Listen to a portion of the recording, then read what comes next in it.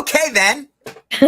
I told you we had to go live. We are now live. Good morning, Jennifer. Good morning. Are I'm we I'm are we I'm doing debating the bragging banner on now. commission? Bragging on commission earned? Is that what we're doing? I think this is an old crawl. Oh, ooh, We're not there we doing go. that. The implications of rising rates. Yes. Really sexy And stuff. I'm still in Facebook jail. I don't know. I thought I was out yesterday. I was all excited about today, so I don't know what to do. Well, I am it is a mitzvah to visit the incarcerated, so I am I'm I'm doing my mitzvah this morning with you and publicly. So I hope you get out of Facebook jail. I'm like Um, the least politically opinioned lately. I I mean, don't. Yeah, I've I dabbled. didn't see that coming. I think you were unjustly accused and It was railroaded. my posted a year ago, but Yeah, all that's right. So here's the topic everybody's talking about, yes. and Rates are rising. The sky's falling. it's also, just as you begin I'm sure you're going to go on a little rant, which I love, or a tangent. Maybe. It's a confluence of events, with having these big corporations owning, I think it's 70,000 rentals in like the Northeast area. Yep. So rental rates are at an all-time high, inventory is at an all-time low, Hmm. and everything else that's going on in the world. I think it's also a big fear of a major housing crisis. And I have children that live in Sweden, and Sweden's been in a housing crisis for a really long time. Yep. So take it away. Right. Well, there's two conversations here, and Yeah. the dearth of affordable housing is a decades long issue in the making that we probably can't tackle this morning. No. I do remember moving to Edgewater, New Jersey in 1996, getting a basement studio apartment for $725 and wondering how the hell I would ever be able to afford that. And when I moved to Rochester later that year for my new life in real estate, long story, which we'll not get into here either, my rent was $400 for a 2-bedroom apartment, and that was far more affordable. However, the real question people keep bringing up is, will housing crash because rates are no longer being suppressed? And my answer, I'm going to take the case that it will not crash. As a matter of fact, it's going to remain a fairly strong seller's market. The two things that will put a little bit of the harsh on the seller's mellow, though, will be the return of distress inventory to the market slowly but surely over time, and the fact that rising rates will keep buyers from being able to afford to overbid the way they have been overbidding in the past, say, 18 months, right? I wrote a blog post. I didn't link to it here because I have to find it, but I wrote a blog post, I don't know, 6 or 8 years ago, that we were sowing the seeds of the next bubble because artificially low rates, as we have seen over the past few years, will cause people who would organically want to sell to remain longer in their property because, you know what? Rates are now going up. I've got 3.25% or 2.75%. So I'll stay in my house for a little longer. I'll mow the lawn. It's not a big deal. For this kind of rate, I will do that. So we're going to have a little bit of a pain of pulling the Band-Aid off. However, we are in a destination. People need to live indoors. There is a need for people to live in shelter. It is not a fad. So things will cool off, but they will not freeze. And why things will not get crashy, why things will just flatten out, is because rates are not the be-all, end-all. We saw real estate spike in the early 80s when we were kids. Real estate from 1980 to 87 spiked, and rates sometimes hit 15 and 20% back then. So the thing that's a market killer that is not occurring, which is why the market won't die, is that there is not a large scale financial capital crisis which will compromise so, the efficacy, the life, the solubility of financial institutions. So if there's money to lend, even at a higher rate, we're going to be fine. Like we saw 13, 14 years ago when there wasn't money to lend, even at low rates, we weren't fine. So as long as financial institutions do not have a big crash, which we see no evidence of, we're going to be fairly stable. What causes crashes is a lot of bad paper. All right. The savings and loan crisis in the late 80s, the subprime crisis 13 or 14 years ago, these are not predicted right now because there's so little bad paper out there. All of the mortgage loans that are being originated the past 8 to 10 years have been FHA, conforming, normal, full income, full documentation loans, and not a lot of stated income, adjustable garbage that we saw in 2002, 3, 4, 5, right before the whole world almost went back to a barter economy. That is my rant, Jennifer. There you go. I gave you my rant. Tell me if this banner works.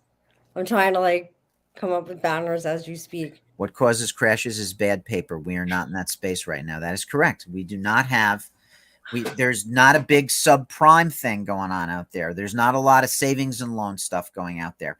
So when in 1987, when we had, I think it was Black Friday, and then the savings and loans all started to fail. The FSLIC was absorbed into the FDIC.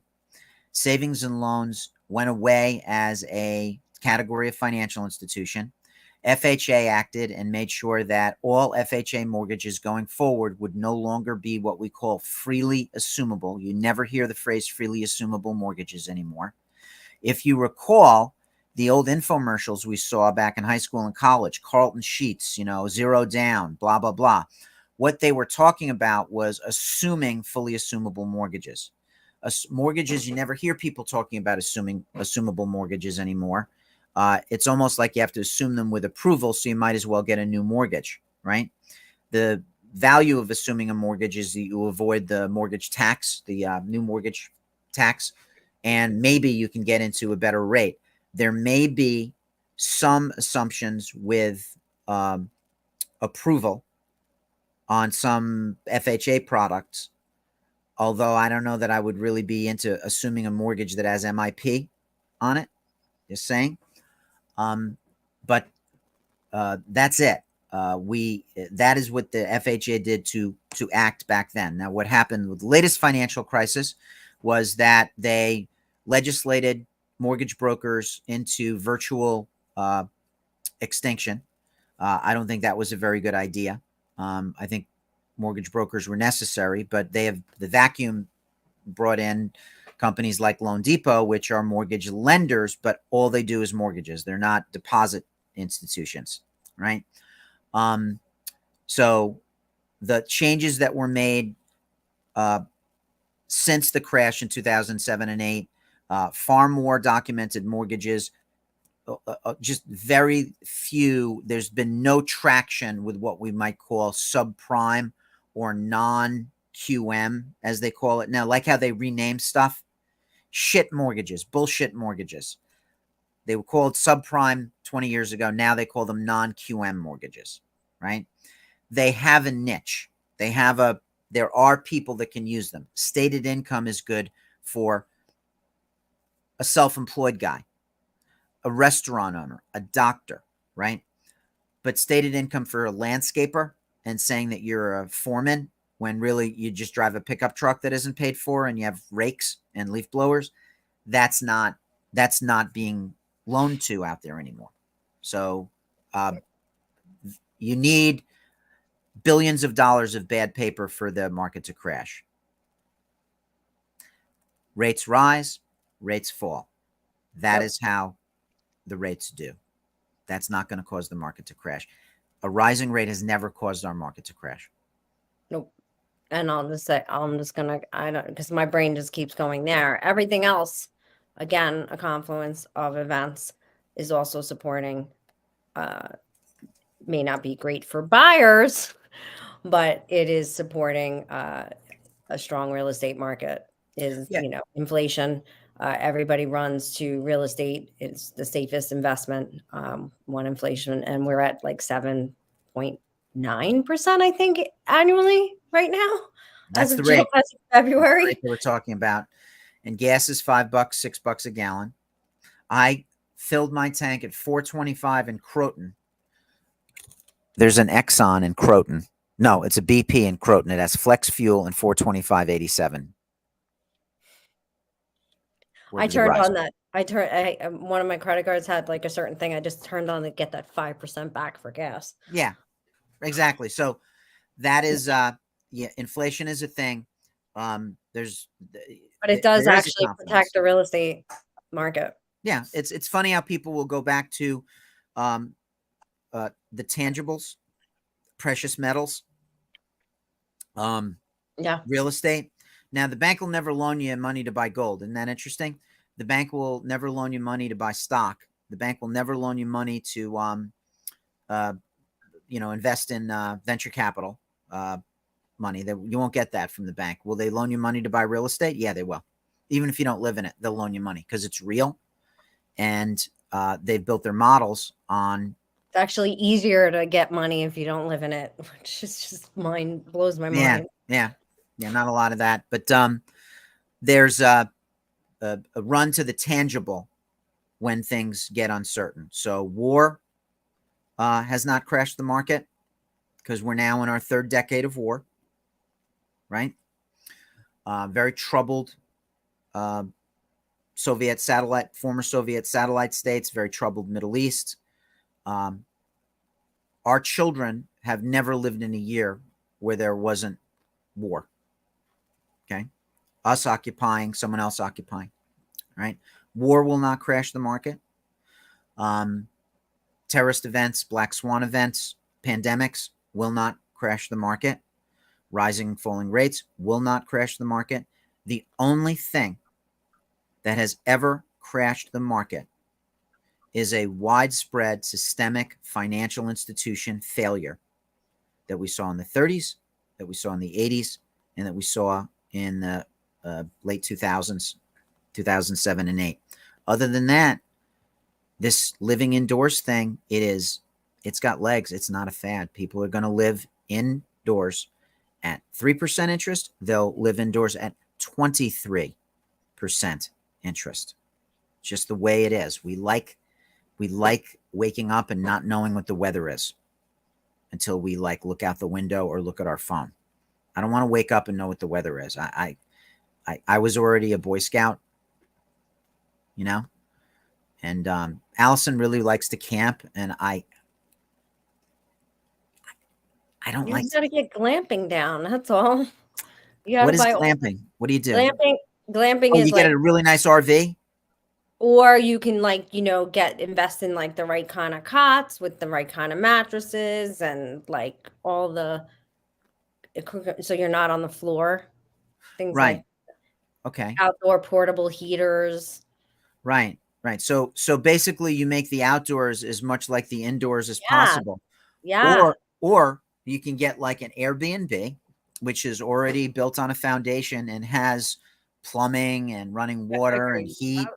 I don't like like no matter where you camp, it is damp and cold in the Yeah, morning. I And don't. like I don't. My father didn't want to go camping, and when I was a kid, I was let's go camping, and my father was like, "Look, kid, I lived in New Guinea in World War II for 4 years. All right, I've pooped in my last hole in the ground. You understand what I'm saying? I am not doing that again. well, Right? my father created a real diva because when I was young, we used to go like for 3-day backpacking trips, and the rule was I had to carry my body weight in my backpack. And then one time we got caught in a blizzard, and he had to leave us alone to go find his way back to the car, and we had to sleep at an abandoned hotel. And I'm like 9, my brother's like 11, So after that, it was like, yeah, I'm only going places that have a blow dryer and a pool. And I Yeah, was like, 9. yeah, that's not fun. It That's not wasn't fun. fun. Shivering to death in It an took me this abandoned building. long. Like literally, I came back to nature maybe like 15 years ago. I was like, Yeah. all So right. I So, like woods when my house is like, 5 minutes away. Really. and that's another thing that's protecting the real estate market is these short-term rentals. As many people that are so poo-pooing them. No, I think the people that own the Airbnb that Allison and I go to, I think they're okay. They probably live there for free. When someone who shall not be named convinced me that we should go in and buy something in Connecticut, and we'll use it as an Airbnb when I'm not there. That was plausible. It was a plausible idea, Absolutely. right? Absolutely. Um, we'll never know if it would have worked. I don't care. I'm in a happier place right now. But yeah, Airbnbs, uh, if you can get the municipality to not sabotage things, are It's just yes, about zoning towns, municipalities. You just got to get the right code enforcers in place and the right zoning laws. yeah, Don't inhibit people's ability to earn. yeah. I don't mind if someone not in my line of sight in my neighborhood is renting out their place. God bless them. We got group homes in the neighborhood. We got all kinds of different situations. That's what Kumbaya. community means. Yeah. All right, You we know what I got to mean? end. So, the sky's not falling. The sky's not going to fall. Rates will go up. Rates will come down. Affordability will be what it is.